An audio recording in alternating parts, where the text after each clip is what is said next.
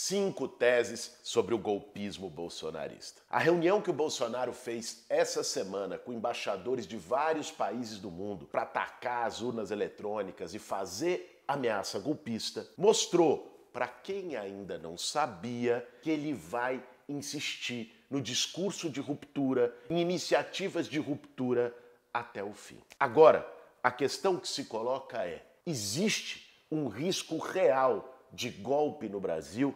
E qual deve ser o papel da esquerda, do campo popular, do campo democrático, daqui até o dia 2 de outubro para derrotar a estratégia do Bolsonaro? Esse vai ser o tema de hoje do nosso Café com Bolos. E aí, tem tempo para um cafezinho?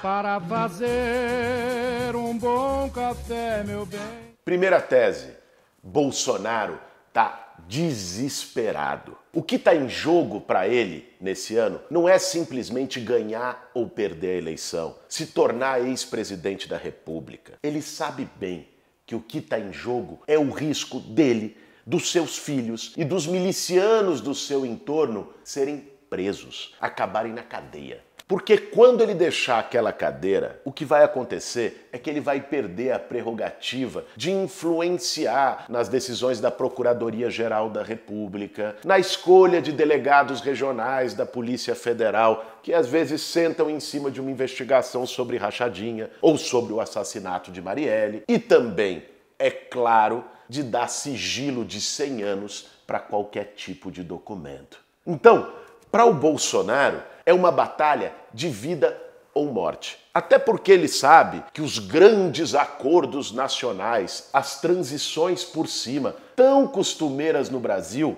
no caso dele, é muito difícil de acontecer. Porque ele esticou a corda com o Supremo Tribunal Federal, com todas as instituições. Ou seja, não tem espaço para uma transição amigável de poder. Bolsonaro vai gastar todos os seus cartuchos nessa eleição. Ele deu ainda uma última cartada para tentar não perder no voto com a PEC do desespero, aprovando todo tipo de auxílio que ele barrou nos últimos 3 anos. Mas ele mesmo sabe que a chance de dar certo e de ganhar nas urnas do Lula é muito pequena. Por isso, ele vai até as últimas consequências esticar a corda, movido pelo instinto de sobrevivência e pelo medo da cadeia. E a gente precisa, Paiva, desmistificar de uma vez por todas a questão de que, como se o argumento do Bolsonaro fosse a urna eletrônica. A urna eletrônica não é argumento, a urna eletrônica é um bode expiatório. Né? Não existe um questionamento factível do Bolsonaro sobre ela. Começar. Bom, a urna eletrônica não está conectada à internet, a outros sistemas. Agora, com o sistema de biometria, a mínima margem que tinha de alguém com documento falso e votar no lugar do outro acaba. Você tem os boletins de urna, que são emitidos urna a urna e que são fiscalizados por todos os partidos políticos. Ou seja, não há um questionamento sério. E no caso do Bolsonaro, ele seria, no mínimo, incoerente. Porque ele se elegeu 6 vezes pela urna eletrônica. Os seus filhos se elegeram pela urna eletrônica, ele não abriu mão de mandato e está tudo certo. Segundo, porque ele fala muito do voto impresso, mas o Trump, nos Estados Unidos, perdeu a eleição com voto impresso. E ele foi o primeiro chefe de Estado a dizer que a eleição foi fraudada. Ou seja, é fraudada quando ele perde. Ele aceitou as decisões da urna eletrônica até aqui, que ele ganhou para presidente. Quando ele viu que ele vai perder, ele usa isso como bode expiatório. Quer dizer, é desespero puro, com um intuito muito calculado de criar o caos, de mobilizar os dele, de mobilizar a turma dele. Eu acho que os bolsonaristas, uma parte deles acreditam mesmo, a urna eletrônica tem um chip chinês, ou qualquer loucura do gênero. Mas ele sabe perfeitamente o que ele está fazendo. Não é uma dúvida sobre a urna eletrônica de fato. O que ele está fazendo é usar um bode expiatório para poder criar um ambiente de caos, para tentar reverter uma eleição que ele tem tudo para perder, que ele vai perder e que sabe que pode acabar preso depois dessa eleição, tendo que responder pelos crimes que ele está botando sigilo de 100 anos até aqui. Então, assim, é isso que está em jogo. Não existe um debate argumentativo colocado público no Brasil, sério, sobre a eficácia. Não é isso. Existe uma tentativa desesperada de um golpista de minar o processo eleitoral e de tentar, né, jogar um discursinho furado para os seus para criar um argumento para isso. Segunda tese. O êxito de qualquer golpe depende do papel das Forças Armadas. E se é verdade que as Forças Armadas nutrem um certo ressentimento com a esquerda pela questão da Comissão da Verdade, ou mesmo pelas suas posições ideológicas mais à direita, é verdade também que elas não estão dispostas a estourar tudo para seguir uma aventura do Jair e do Carluxo. O Bolsonaro nunca foi visto pelo comando militar como um deles. Sempre foi visto como um agitador de quartel, com um certo desprezo, desdém, alguém do baixo clero. Os generais nunca consideraram Bolsonaro um dos seus, apesar do governo dele ser funcional para a cúpula militar brasileira. E tem outra. Nunca houve na história da América Latina um golpe sem o apoio dos Estados Unidos. E é muito difícil pensar nesse apoio com o Biden no governo. Não porque o Biden ame as democracias e seja antigolpista. Já vimos os democratas norte-americanos apoiar golpes em outras partes. Mas porque o Biden tem o Trump como adversário. E o Bolsonaro é justamente ligado ao Trump. O Trump provavelmente enfrentará os democratas para a presidência dos Estados Unidos daqui a 2 anos de novo. Então não interessa aos democratas norte-americanos, que hoje estão no governo, apoiar um golpe no Brasil. Então, colocando as questões na mesa, um país em frangalhos, com a economia destruída e ainda com risco de isolamento internacional, faria o comando militar pensar 200 vezes antes de embarcar com Bolsonaro numa quartelada. Inclusive, os bastidores das crises do Bolsonaro com o Supremo, com Alexandre de Moraes, no 7 de setembro do ano passado, já mostraram que ele esperava contar com os militares para promover uma ruptura institucional ali atrás e que não teve esse respaldo. Por tudo isso, é muito difícil crer que o comando militar brasileiro apoie um golpe tradicional, bote os tanques na rua. Até porque botar o tanque na rua é a parte mais fácil. O problema começa no dia seguinte. Agora, isso não quer dizer que outras manobras que envolvam os militares não sejam possíveis. Terceira tese.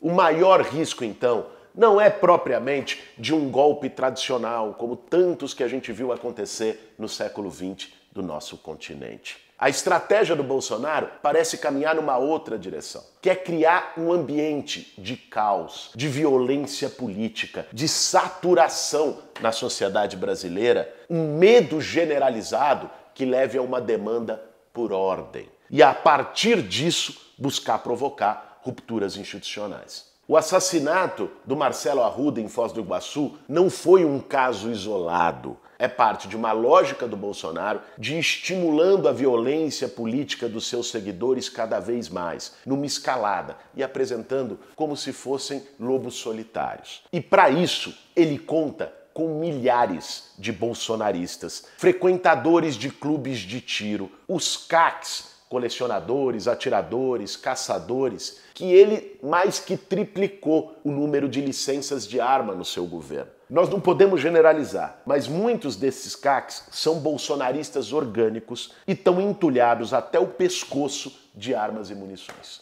Isso cria um risco de uma espécie de um golpe miliciano, uma milícia privada que ele foi montando, como aconteceu em novembro de 2019 na Bolívia. O golpe que tirou o Evo Morales do poder naquele momento não foi com os militares indo para as ruas com tanques e tudo mais. Foram milicianos fundamentalistas que começaram a agredir militantes, matar gente, incendiaram a casa da irmã do Evo, foram lá, sequestraram ministros, parentes de ministros, tentaram matar o Evo Morales, que saiu do país corrido para ir para o México praticamente. Ou seja, esse foi um ensaio de um novo modelo de golpe. É claro que é difícil imaginar que as Forças Armadas brasileiras abririam mão da sua prerrogativa do monopólio do uso da força para definir os destinos políticos do Brasil. Mas como o Exército reagiria num cenário de caos generalizado, com milicianos nas ruas criando conflitos, violência e morte? Isso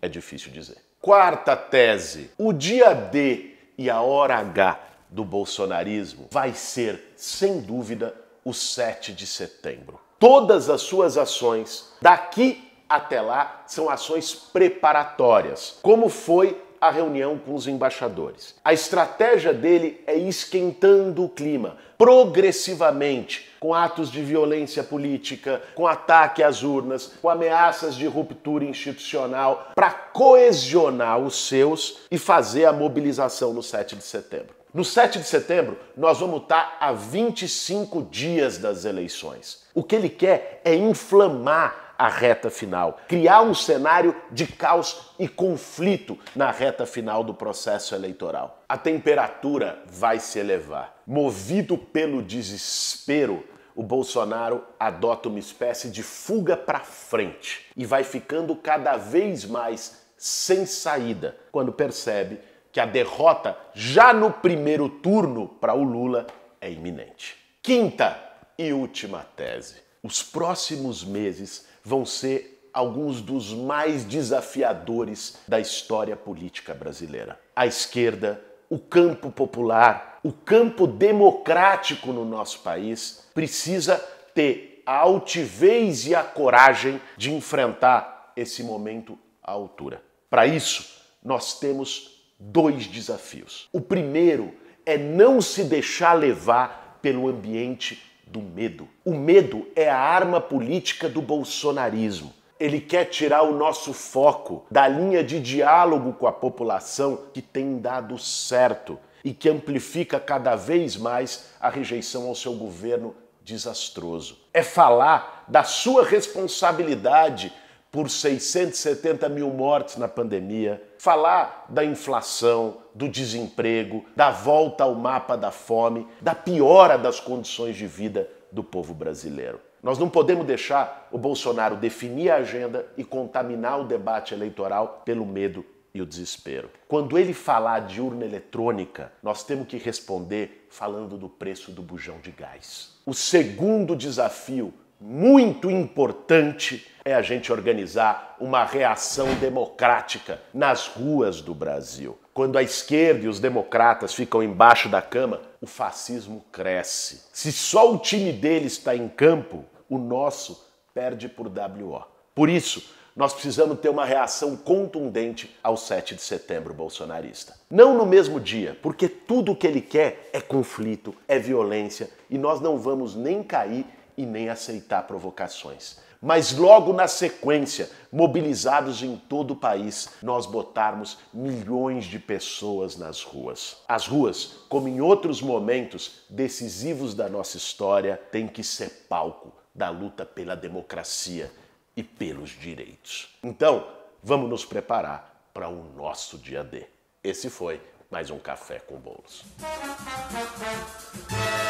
Para fazer um bom café, meu bem.